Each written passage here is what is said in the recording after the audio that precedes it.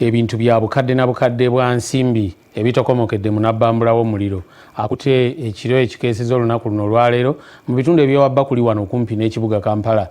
Mu bintu ebiyidde mubaddemu konteyina, ebibajje awamu n'emmotoka.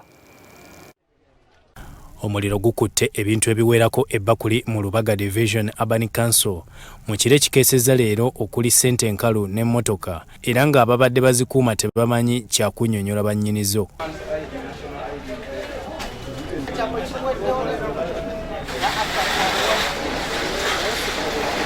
Omuliro guno gukutte konteyina, omubadde ziyafeesi, omubadde n'ensimbi enkalu, ebibajje, ebyuma bikalimagezi n'ebirala.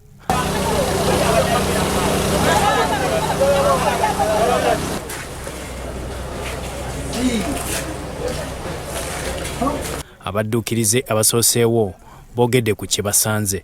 Omuliro guno guyinza okuba nga guvudde eri mu capati. Bwetabanga capati nga kuliko konteyina gye bakoze obubi wadde. Guvudde ku gaasi. Gaasi eyabise mu bbanga. Batugambye nti nno omuliro gutandikidde eri mu banneighbors ne gujanga gulanda mpola mpola ne gujanga gulanda mpaka lwe gutuuse ku garaje eno eya mukwano gwaffe musiraamu waffe. Abantu basimye poliisi eyabazikiriza omuliro abazze okubaako kye bataasa.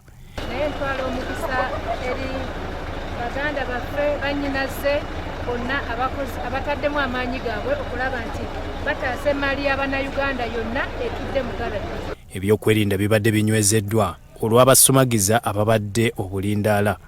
Byakayanja Amon n'ekyambadde Lawrence, Sorot TV, Omunnyo.